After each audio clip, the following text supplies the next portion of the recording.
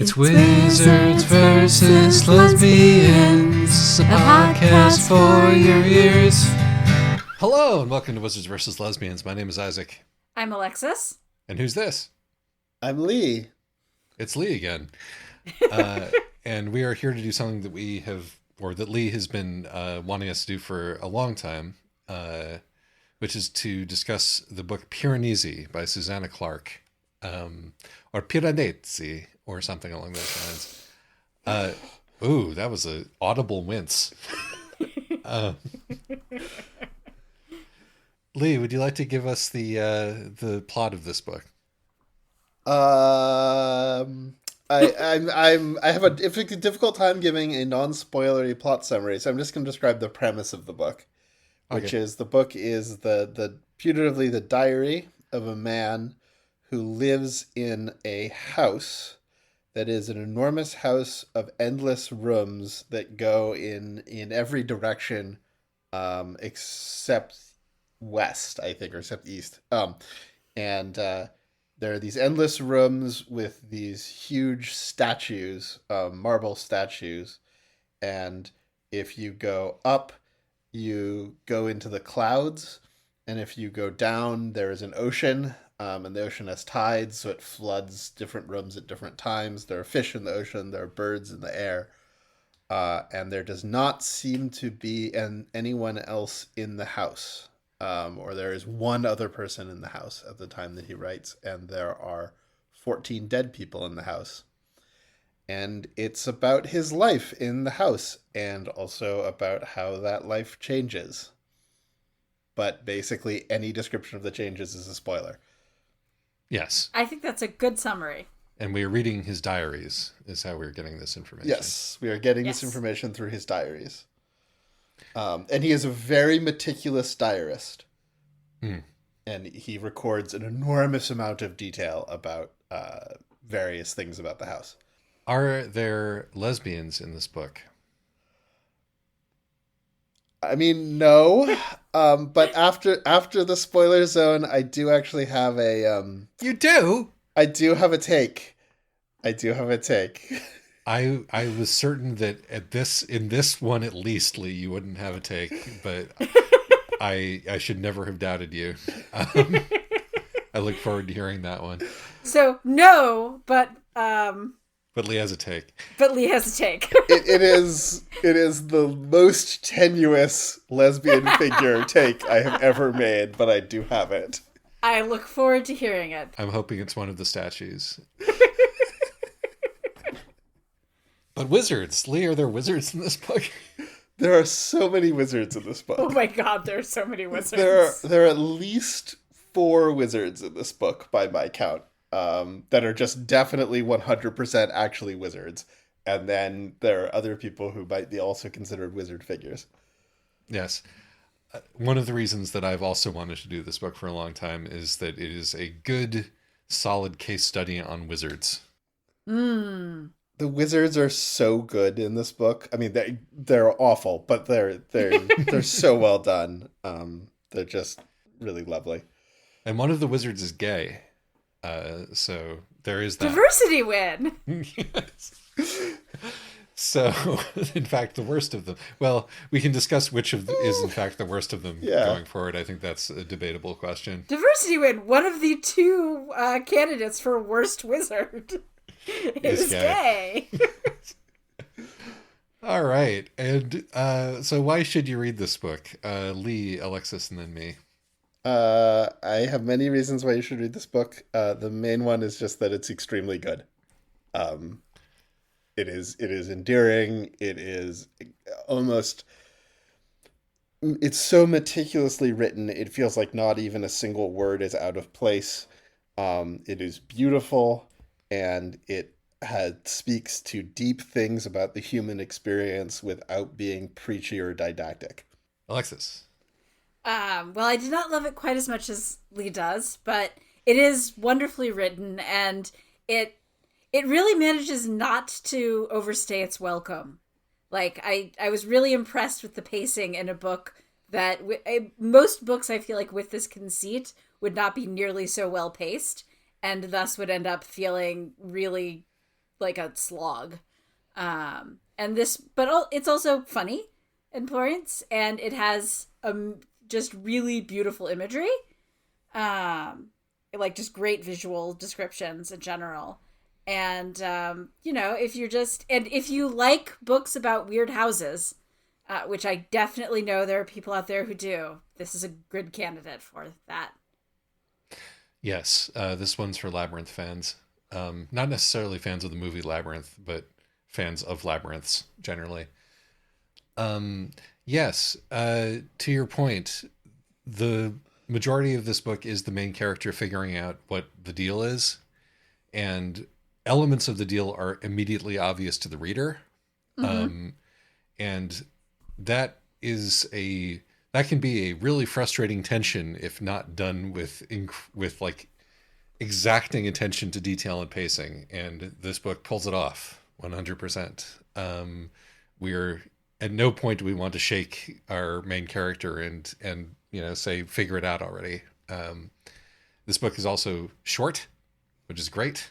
Yes. Particularly compared to the author's previous book, which was long. Yes. And it is beautifully and clearly written. And yeah, no, I mean, it's this philosophical questions aside, it's just fun. This is a fun book. And it doesn't take a tremendous amount of your time, and you can think about it as much or as little as you want. Yeah, and it just, it'll take you an afternoon, and it will be an afternoon well spent. Yeah, it also rewards rereading, so it can be 4 or 5 afternoons well spent if you would like to do it that way. Mm-hmm. Now, why shouldn't you read this book? Same order. So I was thinking about this because I had to scratch my brain a little bit to get why shouldn't you read this book. So if you just absolutely cannot deal with a book that has an implied heterosexual romance, you shouldn't read this book. It definitely has that.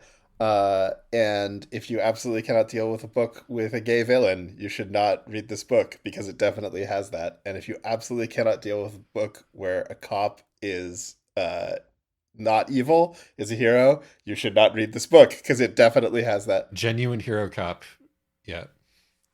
Although anyway, it's complicated, but the police themselves are not necessarily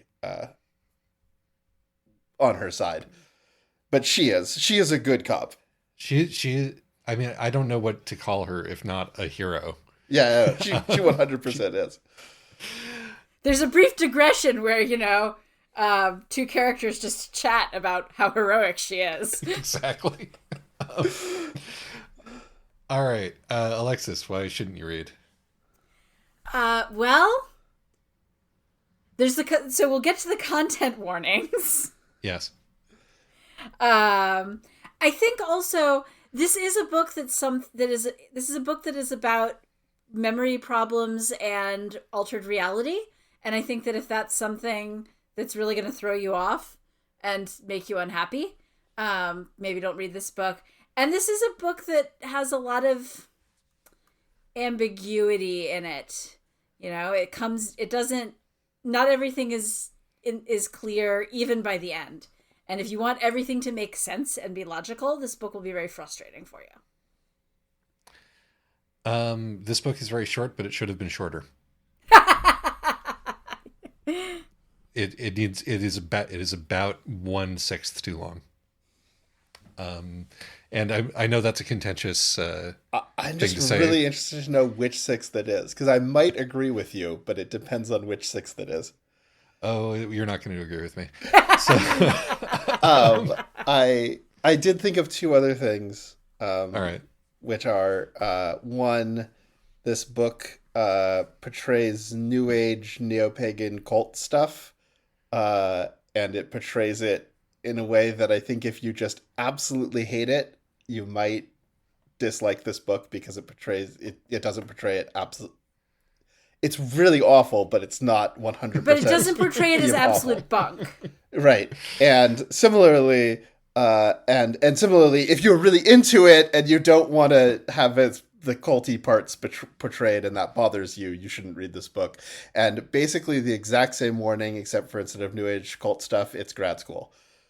Yeah. Well, And that brings us smoothly to our content warnings. But sorry, Alexis, what were you going to no, say? I was going to say yes. Content warnings, non-consensual becoming like research assistantship. This book has so many opinions about grad school, and I feel like And they're I all share correct. them. Yes, well, we will look forward to discussing For a book that. that is about wandering an endless labyrinth in a magical house, it sure does capture the feeling of being a graduate student. Yes. It also, I mean, along some other lines, it has slavery. It's explicit that it's slavery, and it's a black man who is being enslaved by a white man. Yes. Not uncoincidentally. Not uncoincidentally at all. Yes. Yes. Wait a minute. I think I meant not coincidentally. Yeah. Whatever. I'll Deliberately. edit all of that out. Yes. That's on purpose. It's very on purpose. Yes. So, with that, all that being said, since we can't really talk about the book without spoiling it, let's get in there right now. All right. Welcome to the spoiler zone. So, Okay, first I want to hear Leah's take. Okay, so this is going to be a long take. And it harkens back to previous Wizards vs. Lesbians episodes and previous discussions that have been had on Wizards vs. Lesbians. Gwyneth Jones, when writing about Divine Endurance, said, "We have the deep cultural craving for maidens locked in towers and princes trying to rescue maidens locked in towers. But now we have second wave feminism, so the prince can be a woman." And very specifically does not say, because I think, Divine Endurance doesn't show this, but also the prince could be a woman far before the lady in the tower could be a man. And I think that Piranesi is a book about a prince rescuing a maiden from a tower, and the prince is a woman and the maiden is a man. And I think the Wizards vs. Lesbians genre is very much also that, and the prince is a woman. And I think that there's a degree to which we as a culture have stopped believing in noble princes, but we can kind of believe in them if they're butch lesbians. And that's sort of the origin of Wizards vs. Lesbians. And so basically, you have gender swapped both of the roles in this case. yes. So it ends up heterosexual again. Yeah, so nice whistling of the sunlit garden, Isaac. Thank you. So that is my proposal for why this book has a lesbian in it, even though she is probably heterosexual. It's not really addressed. Yeah, you can say that. Well, I mean, it is extremely unusual, even in Wizards vs. Lesbians, however, to spend the vast majority of the narrative with the princess in the tower and not with the prince. It is extremely unusual, and it is extremely unusual to have a male character in that role. And I actually have more to say about that because I think his role is somewhat different because he is male, and I think that that's very interesting. Well, yeah, let's go right into it. So, there is very much a Disney princess quality about our Piranesi, who talks to the birds. Oh yes, and is magically in tune with it. Not actually magically, but is observationally in tune with the tides. Yes. Well, he is magically turned into someone who has a pre-modern understanding of reality. Correct. And is really the one person who's been stuck here who has managed to do that. Everyone else spending too much time in this labyrinth erases your memory pretty fast, it seems. It did happen to another guy, but he was not. So Piranesi, the protagonist of the book, is industrious. He goes fishing. He makes his own clothes. He is constantly observing things and writing them down in his diary. He is rational. He is scientific. He thinks deeply about philosophical questions. He explores those beliefs that he comes up with while thinking deeply about philosophical questions. He creates hypotheses and tests them. He is also very religious in that, in his view of religion, is that it means caring for the dead. Yes. And he cares deeply for the 14 corpses that he has found in this house. And the other guy who was in the house for a long time, such that it changed. So this house is an alternate dimension which magically makes people forget that they ever lived anywhere else, among many other things. And he has been forcibly put in there. And there was another guy who was forcibly put in there, but he never learned to live there on his own. He had to subsist on fried fish and potato chips that were brought to him by the guy who was keeping him captive. And multivitamins. I really like that multivitamins keep coming up as okay, you can't actually live on fish and kelp. Yes. But that other guy also had his brain. It did a number on his brain, as we learn eventually when we meet him. Even before we meet him, like we yes. learn this as soon as he's mentioned, basically. Yes. Poor James Ritter. Yes. But the thing is that James Ritter was not in tune with this reality at all, and like he loses his memory, but he kind of goes insane. He does not maintain his rationality in the same way that Piranesi / Matthew Rose Sorensen / whoever the third person in the final chapter, the child of the house. The beloved child of the house is what he calls himself in the end. Mm-hmm. So let's talk about why it is that Matthew Rose Sorensen / Piranesi / the beloved child of the house is able to keep his shit together when others have not been able to do so. I think the diary. It is the fact that he, as a man before, was extremely anal. Yes. Not to say to I love that all the descriptions that we have of pre-Labyrinth Matthew Rose Sorensen is that he's kind of an asshole. Well, he's a journalist. He's a British journalist. Right, like being a pushy asshole is kind of necessary for the job, I feel like, by and large. Yes, but in the case of UK journalists, mostly because they're frontline agents of capital rather than muckraking gumshoes. Yes, but he's a vain and prideful man before he goes into the labyrinth, certainly. We know about his obsession with his suits and the way that he seems to enjoy talking down to his interviewees. With good reason in the case of the other, but the one person we see him interview is genuinely deserves to be talked down to. He's a complete idiot. Despite being an occultist who has actually found real magic power, he's still a complete idiot. Yes. And in then a really satisfying way. Yes. He's wonderfully. It's one of the great things about the book that I think. Anyway, fantasy novels often fall in love with their evil characters, and Ketterly is just pathetic.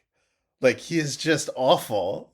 Right, and Lawrence Arn Sales is not pathetic, but he's also awful. He's also awful, and very importantly, despite having discovered real magic, is wrong about all of his occult beliefs. And I think that is a fascinating thing about the book. Yes. Was wrong about all of his occult beliefs. So let's what I want to get at, though, before we go off somewhere else is who our main character is. Our main character is a person who comes from a rational world and is then sent to an enchanted world, in the sense that the modern world is disenchanted. This world is enchanted. Magic is real for all intents and purposes within the labyrinth. And manages to, using the bedrock of his rationality and his note-taking, the bedrock of his sort of ideal scientific mind, he's sort of a philosopher king, weirdly, when he is in the labyrinth. He is able to attune himself to that world and survive in it. And then he comes out again, and he, in his person, therefore, sort of solves the problem of 19th century German philosophy, right? He emerges from the labyrinth a Hegelian synthesis of rationality and meaning, of modernity and pre-modernity. Um, do I think it's a coincidence that he is mixed race? I do not. I think that it's intentional that he is half white and half black, half European and half African. Um, I think that we are meant to view him as sort of uh, a coming together of various traditions, and I think that he's meant to be kind of almost messianic when he emerges from this, I because Okay, go on. because he is, as Piranesi, almost comically loving, kind, and good, uh, which I also take some issue with, philosophically speaking. I, Um, but yes, go ahead. I disagree with one of I don't know if I disagree with you or not, but there's something you said in your framing which I think is incorrect, or points in an incorrect direction, which is that he is that so Lawrence Arn Sales has this framework that the pre-modern people had this sub-rational way of understanding the world, and thus they could do magic, like transforming into birds and living forever. Yes. Um, and very specifically, he is wrong about that. He is wrong both about the pre-rationality and he is wrong about the transforming into birds. The very first scene in the book is a scene where the protagonist should transform into a bird and he doesn't. And that I think that is very important. That like the house is obviously, the existence of the house is magical. The house is not a place where magic works. Um, and the pre modern mindset that it puts people in when they live in it is not one which is magically efficacious, nor is it one that doesn't have rationality in it. When a historian speaks of the enchanted world and the disenchanted world, they're not suggesting, as Sayers does, that people in the old days could literally do magic. What is meant by this is that belief in magic was an unremarkable part of the lived experience of pre-modern people, as it is of Piranesi while he's in the labyrinth. The actual magical nature of the labyrinth itself is a complicating factor, which we will return to. I agree with this. So, but the only reason the only thing I would nitpick about that is that Sale eventually figures this out, or at least partially figures this out. He may or may not be wrong about magic ever having existed, but he knows by the time that he visits the labyrinth in his old age that magic does not exist within the labyrinth. Yes. But the thing is I sort of, the thing that he is looking for exists within the labyrinth. It just isn't efficacious magic in the way that he wanted it to be. And because he's incapable of thinking, maybe I was wrong about the thing I was looking for, his conclusion is that it moved through the labyrinth and then went somewhere else. But I don't think that there's any basis for that belief. Sure. No, I'm willing to accept that. Mm-hmm. Within the bounds of the text. I think that it is one of the big jokes of the book that both Sale thinks that the thing that he wants is within the labyrinth. And then he decides that the thing he wants is not in the labyrinth. It already left. The other thinks that the thing he wants is in the labyrinth and keeps searching around for the thing to find in the labyrinth. When in fact, the thing that both of the men want is in the labyrinth. Yes. It exists in the person of Piranesi. Yes, and it also exists in the effect that the labyrinth has on the brains of people who live in it, which both of them conspicuously avoid ever being affected by. Yes, which is a breakdown of all of the things about the modern mindset that are making them miserable.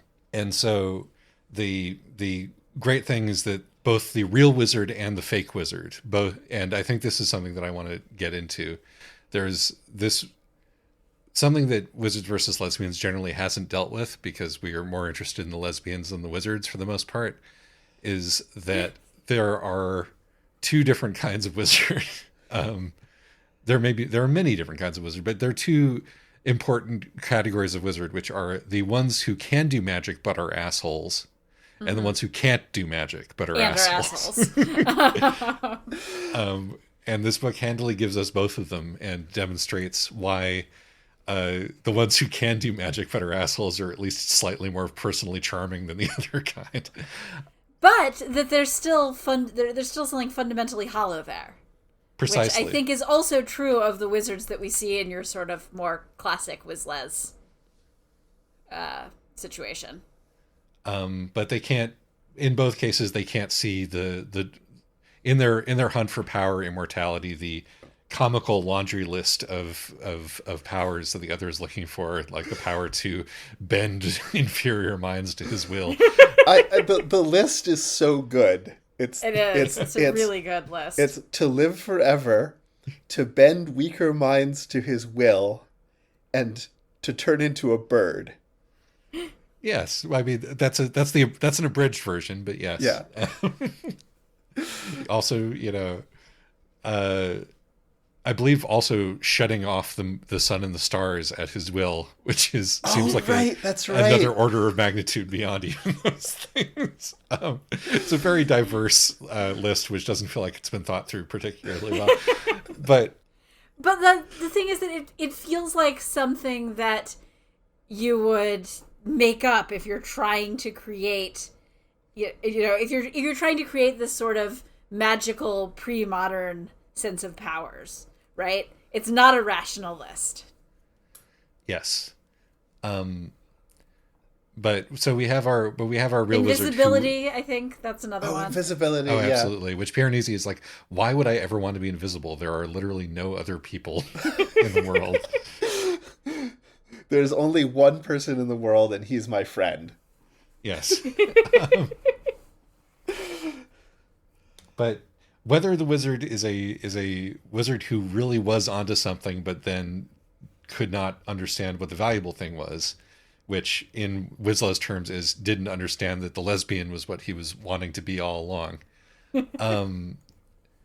or the fake wizard who doesn't even know what the fuck is going on, but still would really like to have power and influence over people. They both can't see the thing that is right in front of their face. In the person of Matthew Rose Sorensen and his fish leather. Boy, does he do a lot of fish leather. This is also part of the grad school metaphor. See our episode on Lote for more details. And also in the fact that they're going to another reality. Right? Like that is inherently magical and valuable. And it's a really cool other reality. And it's a really cool other reality. And both of them... I would love to explore an infinite roomed house if it wasn't going to wipe out my memory. Well, maybe that's your problem. You got to accept letting your memory get wiped out. Is there anything good in there? Yes. Is a question that the book asks. Right. Piranesi seems a lot happier than either Matthew Rose Sorensen or the beloved child of the house. Yes, though he is somewhat lonely. True. I mean, but maybe if he could have maybe 10 or 20 more people, Right. I know. I mean, the thing is that he seems really happy, but for one thing, we're reading his diary, where to some degree he's, his diary is how he is creating a continuous sense of self in the face of the house. And yes. So it is not surprising that he's really invested in making his life seem fairly idyllic. Like the ways in which he glosses over how awful the winter clearly is for him. And which he can't write it down as well because it's too cold to hold the pen. And so, the things that are unpleasant are also harder to record and thus harder to maintain continuity of. He is clearly extremely miserable through the first part, and you just see it in bits and snatches. Oh, in the year of weeping and wailing, he might not have been having a good time. Right? And just how happy he is to see the other Ketterly, who's such an asshole to him. Yes. Well, that's the thing. Being open and loving like that means that you can find pleasure even in the company of a man like Ketterly, which, as Matthew Rose Sorensen, he was certainly unable to do. I mean, I think there's also that he really wants a girlfriend. That is a bit. I mean, there is definitely a someday my prince parentheses s will come aspect to his loneliness. He won't be content with the child corpse who he thinks was supposed to be his bride. This was supposed to be his wife, right? And how excited he gets when, like, the albatross brings home another albatross. Oh, he's so excited about marriage. It is. Which is funny because you really get the sense that Matthew Rose Sorensen was not. No, it was not. It was not a priority for Matthew Rose Sorensen. Is the impression that one gets. But yes, it is very Princess in a Tower coded. Yes, and so there's another character who I wanted to bring up because I think on this read, I think she's very, very interesting. She barely appears in the text. Is that Sylvia? Yeah, Sylvia D'Agostini, who is the only person other than Sales who can intuitively get, in the initial clique, who can intuitively access the labyrinth. She's also the only person who's ever thought to bring a recording device into the labyrinth. Right. And until we get to 16/Raphael. Yes, and then the interaction where she says, "Is it okay to take photos?" And he's like, "Of course it's okay to take photos." And she's like, "Oh, I just thought maybe it was disrespectful," which I think is a fascinating comment on the recurring motif in fantasy where fantasy and technology can't exist at the same time. But also, that really helps win over Piranesi. Yes.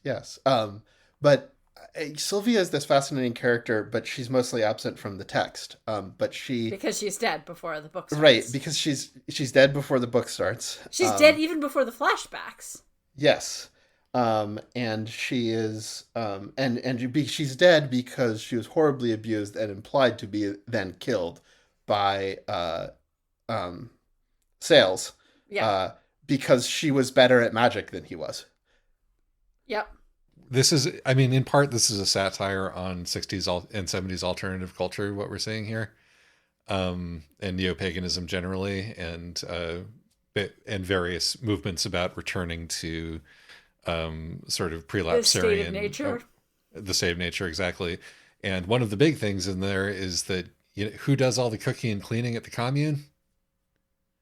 Yep. The women. They might be better artists than you. They still need to be doing all the cooking and cleaning at the commune, and driving you to the park to pick up boys. Right, exactly, because you're not going to bother to learn to drive.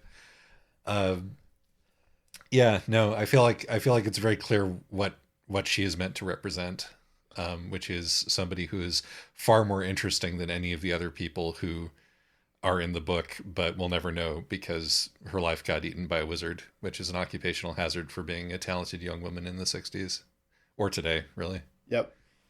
I mean, she is the greatest victim of graduate school of any of the victims of graduate school in the book. Yes. To the point where she is fundamentally illegible, which I think is really interesting. Yes. That the description of her short film that isn't a recording of the house, the mythic fairy tale where none of the characters speak in an intelligible language, is utterly fascinating to me because it feels like there is some deep truth there that is just completely undecipherable because we don't have enough access to Sylvia because she was destroyed. And anyway, that just really stuck with me on this particular reading. Yeah, agreed. And I mean, if this were a Wizles novel, she would be the lesbian. Maybe, yeah. Yeah, or rescued by the lesbian. That's true. She might be the lesbian's love interest. Yeah. She is, also a lesbian, but... No, if Raphael was the lesbian, then she would be the person in the labyrinth. But I do want to sort of circle back to the idea of the male princess here. Because Piranesi is awfully male. He's very male. Like all of his all of his like he basically transforms into a 19th century naturalist when the labyrinth has gotten a hold of him. The devout kind who are studying the world to come to a greater understanding of the nature of God. And he really ticks all the boxes, and all of those boxes are sort of inextricably masculine coded. And it does seem almost to sort of a, this is an extremely positive take on masculinity for our podcast. Yeah. It is. I just wonder if either of you have further thoughts on that, because I don't so much as just sort of am boggling at it. Well, it is an older take on masculinity, which means that he's allowed to do things like make clothing and cook and caretake for other people. The reason why he doesn't take James Ritter back is because he's like, if I took you back, I would have to take care of you. And yes. I'm not ready yet to go back permanently. But if I do, I'll take you with me and I will, take care of you. I think he actually says he'll teach him how to take care of himself. Yes. Yes. But only if he decides to move back to the house, which he's not ready to do yet. Right, because it's going to take a while, and in the meantime, he is going to have to take care of him. And also, when he's thinking about the other, he's like, why is the house giving the other all of these fancy goods that the other is able to share with me? And to me, it is given fish and seaweed. And his conclusion is that, well, the house understands that the other is incompetent, and if it did not give all of these things to him, I would have to take care of him. Mm. Yes. So he has really placed himself in this nurturing, caretaking role. And he really cares about clothing, which is interesting because the beloved child of the house does not. But both Matthew Rose Sorensen and Piranesi are both really into clothing and decoration and judging the other's bad taste in outfits. And, and Piranesi is like, oh, well, if Raphael is going to take me out of the house, I'd better put all my beads back in my hair. Small point of order. He actually thinks that the other is a snappy dresser. Oh, does he? Okay. Yes. Yeah, Matthew Rose Sorensen doesn't think he's a good dresser, I think. But Piranesi does. These are all the same character in case you haven't read the book and are still listening to this podcast. They're all the same person. It's just he has gone through a traumatic experience aided by magic and thus before, split. during, and after the labyrinth. Yeah. I wanted to talk a little bit about that the way in which he is very male, despite being in this. He is very much a princess in the tower, and because I've been thinking about this, and I'm thinking about sort of, the framing that Gwyneth Jones used is, well, we have feminism now, so the prince can be a woman, but the person in the tower has to be a woman. And I'm thinking, well, now we have third wave feminism, so the person in the tower can be a man. But it is right on the edge of what society will tolerate. And I think that a man is not, a romance with a man is not an intrinsic prize in the same way. And so he has to be a very good man. He has to be a very desirable man. He has to be a very industrious man. He has to be a very caring man. He has to have all of the good husband traits, very, very aggressively, in order to justify his role in the story as worth rescuing. As worth rescuing, right? As the prize. It's implied that he and Raphael are in a romantic relationship at the end. It's outright stated, but it has that vibe. It has the Rapunzel vibe. And so I think that it was very carefully done. I think if he was just pretty, you couldn't get away with it. To be fair, as a general matter in the fairy tales, the princesses are also extremely virtuous and capable and competent and brave, in addition to just being princesses. They are, and a lot of that gets ironed out of the modern versions. That is correct. And I think it is. It was a necessary part at the time the stories were first being told, because of modern sexism, it became a less necessary part, but it is still a necessary part if we're going back and we're doing this, from scratch.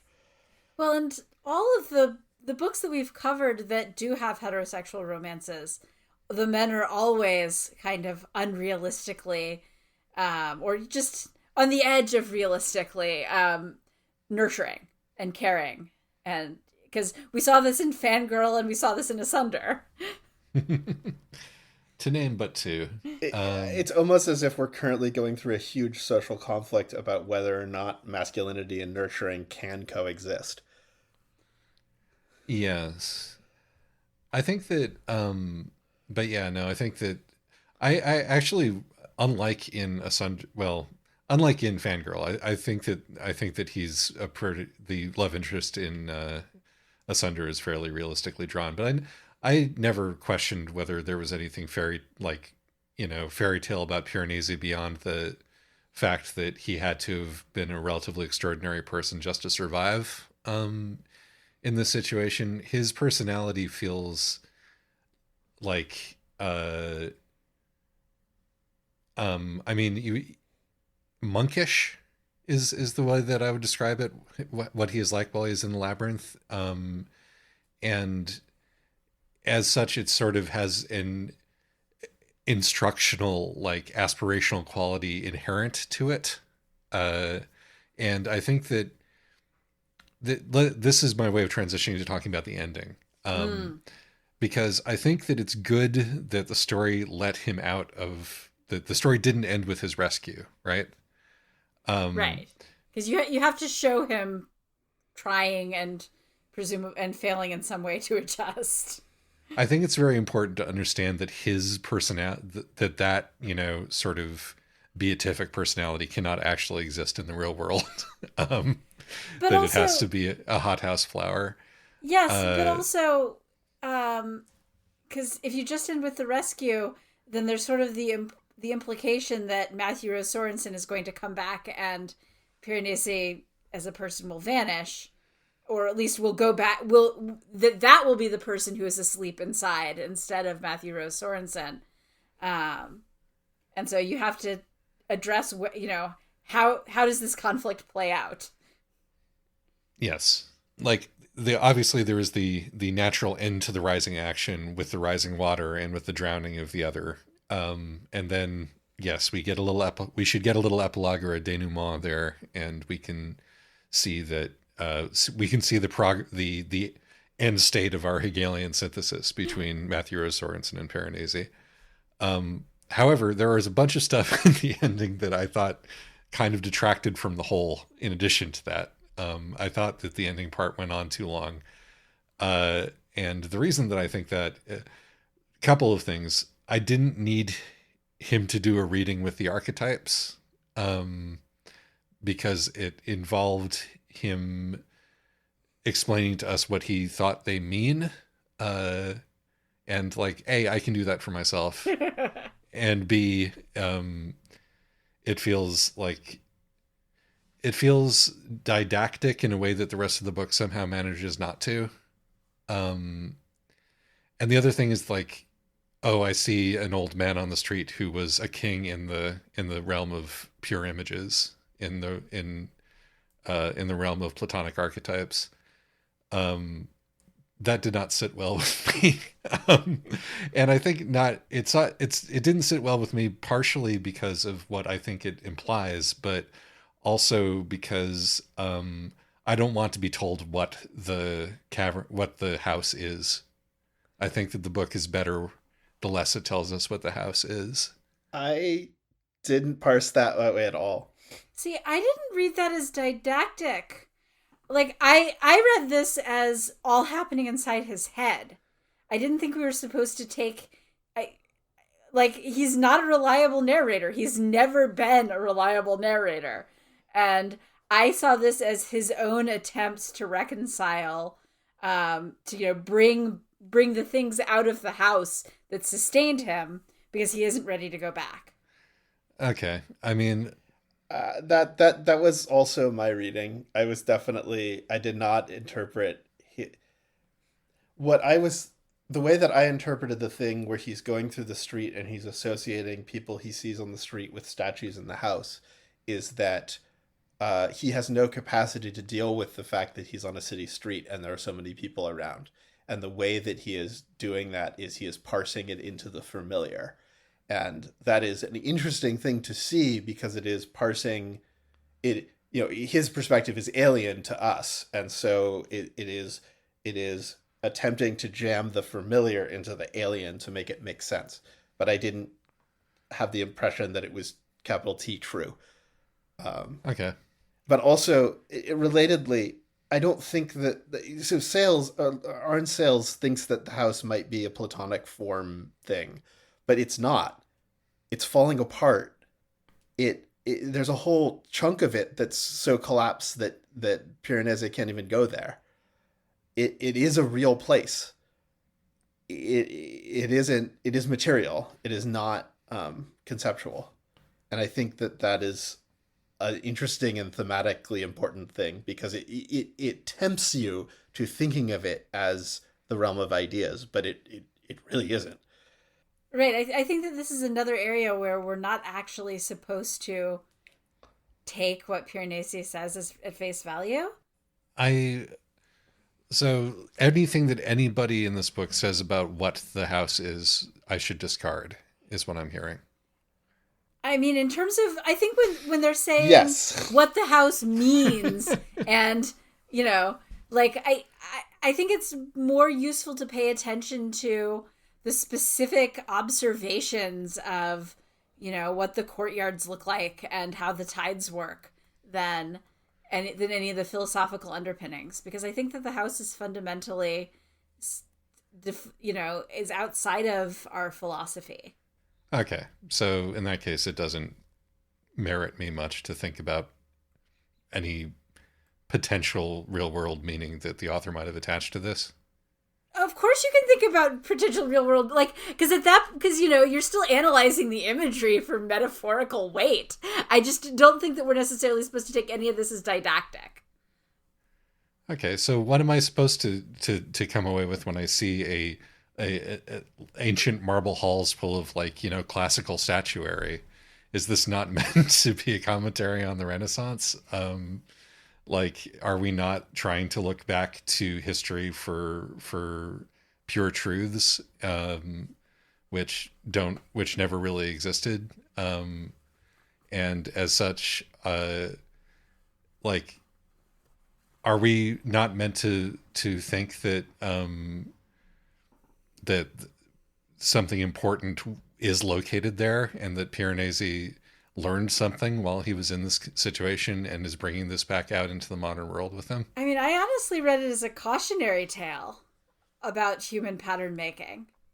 I think that I think that the point is there is no great and secret knowledge in the house, right? Like it is not, it is the only way to take something of value from the house, which Piranesi absolutely does, is to take it on its own terms, not as something that you're going to, as a means to an end, but just as a world.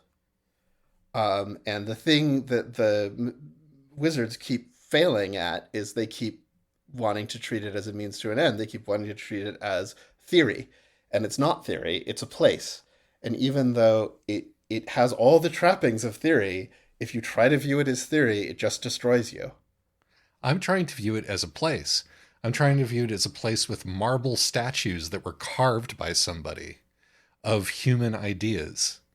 And what, under the circumstances, that could possibly represent. If we are not to believe that these that human hands in fact carved these statues in this infinite halls, and that they in some way arrived naturally, which seems to be the only conclusion that one can come to, then that means that the house is a representation of ideas made concrete, and that Piranesi has been sojourning within the realm of ideas. But are they ideas? What ideas do they represent? They have very clear representational aspects. They They're do statues to of people Piranesi. in different... Yes, but they do to any human who looks at them. Anybody who looks at these statues of people in classical aspects emoting particular, thoughts or feelings, which do exist and have meaning because we understand what the expressions on their faces mean, incidentally within a Western cultural framework, because they're marble statues in this, sort of Grecian Roman hallway. They all do. You cannot sit there and tell me that these statues are devoid of meaning. I'm not saying they're devoid of meaning. Alexis appears to be saying this. I'm saying that they don't represent ideas in a... No, what I'm saying is you can't look at a statue and know that you can parse the exact expression that the maker wants you to believe. But that's not what I'm saying. I'm saying that these statues are charged with meaning. Sure, but we don't actually know what those meanings are. Postmodernism exists. This book was written after the development of postmodernism. Maybe I'm aware of that. It is integrating the idea that the viewer takes meaning as much as the object that is being viewed. But the object exists nonetheless, and this book is choosing to concretize the objects and is saying, no, in fact, these ideas, sure, you can say that the meaning portion of the idea takes place between the viewer and the viewed object, but the object still exists and is being made real. It's being made into a giant fuck-off marble statue that things can break off of and which can be eroded by time and neglect. The thing that I'm disconnecting with you on here is the idea that these have to all originate from an idea. Each statue is an idea. It has a meaning. Right. Rather than being a statue. Would it be better if I described it as a form? I don't believe that the house in Piranesi is supposed to represent the Platonic realm of forms. I think it is supposed to look like it is the Platonic realm of forms, but everyone who tries to treat it as such ends up horribly for them. And the thing that the protagonist Piranesi treats it that way. The thing that the protagonist comes to in the end, when he can finally get with, be in reality, is that what matters is the experience and the sort of the infiniteness, the ineffableness of it, rather than the effableness of it. The last line of the book is, God, what is it? It's the house is... I actually have it open. The beauty of the house is immeasurable, its kindness infinite. Yes, which is him recapitulating the thing that he said almost at the beginning of the book when he was still fully incredulous monk naturalist mode. It is in fact the thing that he has taken away from this experience as well. Maybe the actual, maybe it didn't mean what we thought it meant. Maybe the ideas don't mean what we thought we mean, but whatever it is still there. Even if you can't be read and it can't be represented, there are statues out there. There are things out there, and B, they are good. And I think in the end, what this book is giving us is, you go back into this pre-lapsarian state, you find religion, you bring that back with you, and that's the important thing. And that allows you to see the king in the face of the man on the street. I feel like that's a very reductive reading of the end of the book. Like, I can see how you get there, but I think you really have to, cram the theme into a very small box to get there. And so I'll unpack the box for me. Tell me what you think the theme is. So I think that the thing in the end, where he's repeating the thing he says at the beginning, is that his understanding of the world is that he is understanding our world, his old world, through the lens of the house. This is another room of the house. Our father's house, which has many mansions. Whatever. Sure, there are religious references. There are also references to a ton of 20th century literature. It is, and that fundamentally, I think that this book really doesn't like theory. It really doesn't like capital I ideas. And if it's saying that, like, if you want to understand the world, you have to experience it. You have to be empirical. And if you and if you try to understand the world through theory, you will always end up misunderstanding the world and damaging others and yourself, including their ability to understand the world. Um, and so that was like my takeaway from the book. When the birds prophesy to Piranesi, is that his imagination? I don't know. Neither does he. No, he's very sure that it isn't. Like, he is, but that doesn't necessarily mean he's correct. See, I didn't necessarily see the ending as particularly positive either. I mean, I think he's trying to make the real world another room in the house. But I didn't walk away from the book feeling like he succeeded necessarily. I think that this is still that he's trying to impose these big symbols and ideas onto the world around him because that's how he can make sense of this sensory overload. But it didn't necessarily strike me as successful or good. I mean, he's hesitant now in a way that he isn't at the beginning of the book. And here we have a brief suspension of the argument. It'll be back. So the sixth of the book that I think was probably unnecessary, but I can't figure out how to do it without it, so I don't know, is the flood, by the way. You mean the climax. The requisite the climax, because I'm like, here's an extremely, I mean, it's well done, it's fine, but it's like a very normal climax of a novel. It has an action scene, there's a gun, they're, climbing up statuary, and it was fine, but like, it is the part of the book which is the most normal part of the book. And I was like, I feel like the rest of this book is very bizarre and inspired, and this is very like, yeah, I know how this goes. Well, this is where the cop shows up. It's where the cop shows up. I feel like Raphael is to some degree bringing, like, everyone else slips between the two, but she as the hero is bringing some of her own reality into the house in a way that nobody else can do.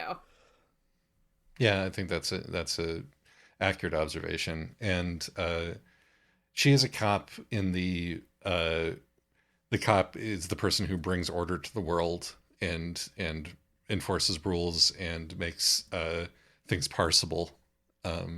That kind of cop archetype rather than anything resembling a real cop.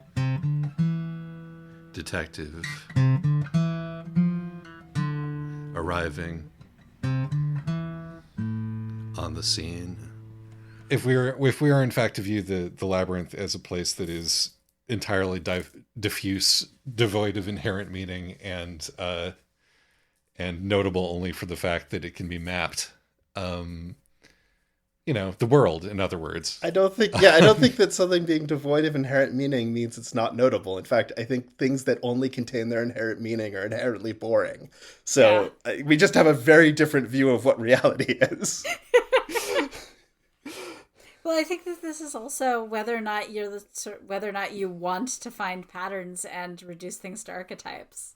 Yeah, so what is being posited here is that I have fallen into the wizard snare that this book is decrying. I think a little bit, yeah. Yeah, kind of seems like that.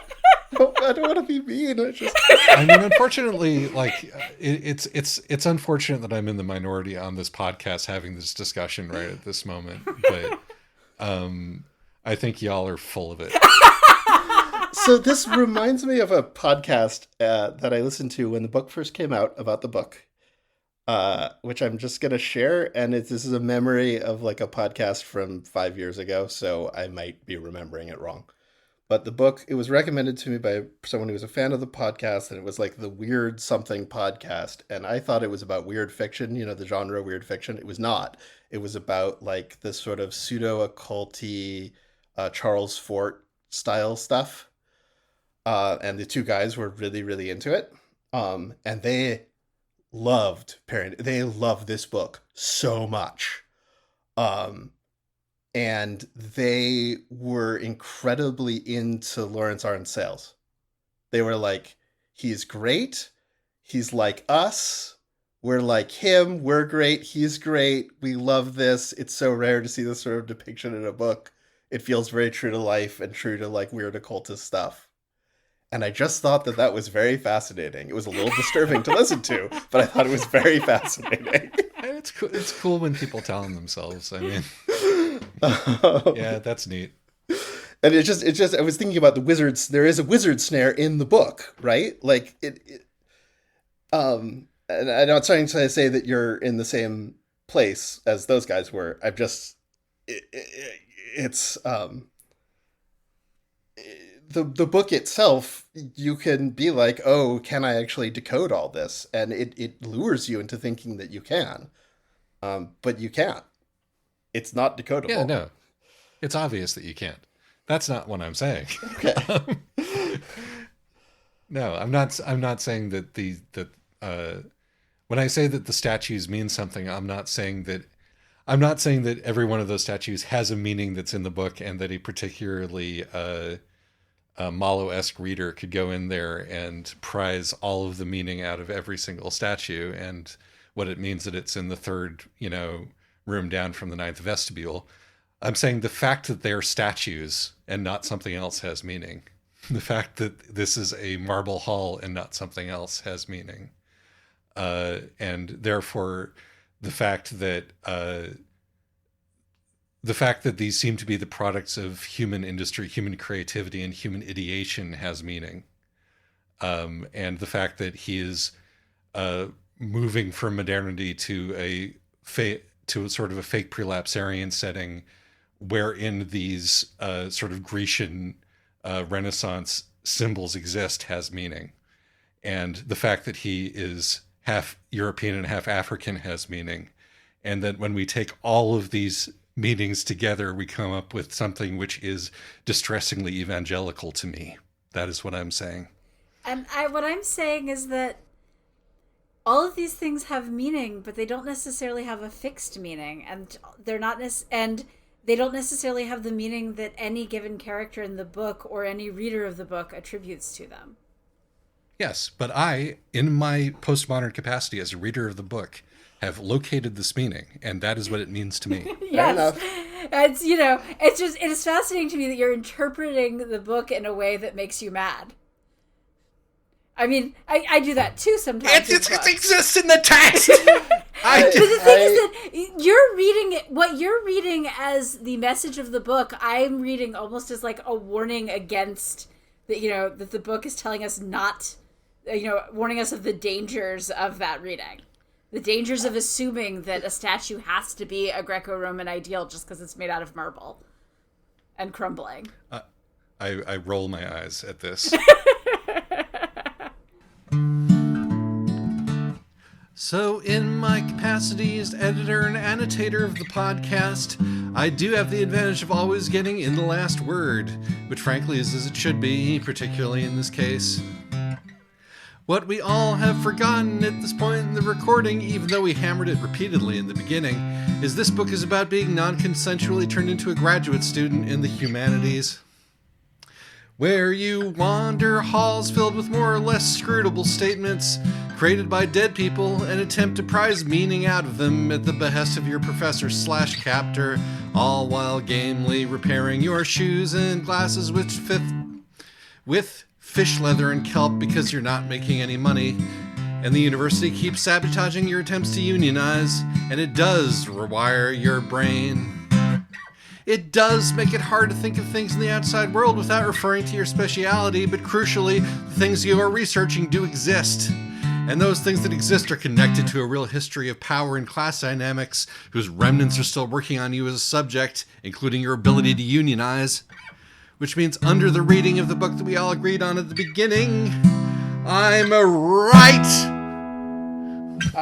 It's just fascinating to me because my reading of the book is incredibly pro-empiricist and anti, like it's particularly it's in the, I set it in the context of the fantasy genre, which deeply believes, and it has the exact same origins as neo-paganism, to be clear, which is also similar origins to evangelicism. It's all sort of reactions to modernity. But the fantasy genre deeply believes in this prelapsarian state, which is unreasonable and thus magical. And this book is saying the magic is in reason and in existing in the actual world and in taking notice of things and not in grand ideas. And so that just is the framework that I come away with, and it is much more that. Okay, but we can have different readings. It's fine. I accept that it's a. We will always run into the problem of whether the thing I'm noticing is being critiqued by the text or not, or whether it is simply there and I'm noticing that it's there and not noticing the critique. Yeah. I guess the thing that tipped me to that is the degree to which it's deeply involved with the roots of modern fantasy, the modern fantasy genre. Like, this book is incredibly into Narnia. And of course, I could see how you could come away from that and say, thus it's Christian evangelicism. And you could also come away with it and be like, thus it is deeply engaged with the rhetoric of fantasy as a genre. You could also say that Sale is a Tolkien and that the other is a Robert Jordan. Yes. Oh, absolutely. I think that's certainly a reading that I would accept and enjoy. And I think that the text supports this reading. I mean, you get at one point a rundown of like academic citations of things, including things on modern speculative media. Yes, this is true. Anyway, we've now run over an hour, so I just want to. I have one final question for you, Lee. Yeah. Which is, how do you think this book feels about Sapir Whorf? Oh, how does this book feel about Sapir Whorf? I mean, the only language that anyone has ever engaged with is English. I think that Lawrence Arnsales is very into Sapir Whorf. Yes. And, he's wrong about a lot of things, but also he did discover a way to go to another world. Like, there are exactly two things that are undeniably magical in the book. And one of them is a thing that he discovered. And the other one is a natural phenomenon in the house. It is perhaps at the end of the day, however we feel about the genre of Western fantasy, it is undeniably magical because it has made a lot of people enormously rich. Is that what magic is? Is magic a process via which people get rich? Magic is the process of accruing power over others, as our wizards know. Anywho. Yeah, no, I just thought that I asked that because of the sequence where he's like, why do I know what a leaf is? I think I found one sometime, Oh, yes, and he has to keep thinking that he saw a statue sometime which had the thing, but that's definitely not true. Like, he knows things that aren't on the statues. Right, but the way that he grapples with having language for things that don't exist in the world, as opposed to, it's sort of Sapir Whorf in reverse. I think that's a really interesting observation. He has concepts for things that aren't in the world. Sorry, what? I think that's a really interesting observation. Yeah. And I have no opinion on it because I didn't notice it. I super didn't notice that there's a reverse Sapir Whorf happening in this book. I did notice that Arnsales is much like all of the real people who are actually into the shit that he's into, incredibly into Sapir Whorf.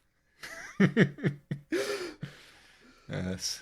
Well, anywho, I think that maybe the problem that I got into here is that I do not care about fantasy as a genre nearly as much, I think, as either of you, and was thus not thinking about a critique in those terms. But I find myself persuaded by that reading. Yeah, part of this to me is that everyone, it does seem like every fantasy author reaches the point where they have to write their Narnia fic or their Narnia critique. Ooh. Did you know that Philip Pullman is 2 books deep into his new Dark Materials trilogy? Has anybody read them? Can you imagine what this man would have done with his life if Narnia hadn't happened to him? I guess he'd probably still be campaigning for authors to be paid fees for ebook loans from libraries. There's a story I know about that. There's a British author, I think he's a literary fiction author, I don't actually know. But he wrote 2 Narnia prequels about the first king and queen of Narnia, who are British orphans, because Narnia is just so thirsty for British colonialism. And he just has them locked in a safe, and they'll be published when Narnia goes out of copyright. And like 4 people have read them, and they're all like, these books are so good. Amazing. Well, that's exciting. And I'm like, I think I will be 87 when they're published if I live that long. Well, that's a reason to try to hang in there, I guess. See if the books live up to their see if the books live up to the hype. Indeed. Well, I think this was a fun episode. Yes. I hope that you both feel that way as well. Oh yeah. I had a good time. It was good. I'm sorry that we both came down on you and we're ganging up on you. I do see your reading. Like I do now that you spelled it out for me. I do see it. So like, I think it's a totally valid reading. I was just going to argue about it. That's what this podcast is for. Exactly. So, I also had a very enjoyable time of it. So, Lee, always a pleasure. Glad that you are still our most faithful frequent guest. Thank you. I'm happy to provide incredibly bad theories about how characters are lesbian figures at any time. Absolutely. Well, I'm sure it won't be that long before we have you on to lesbify some other hapless fictional character. Indeed. And until then, bye-bye. Bye.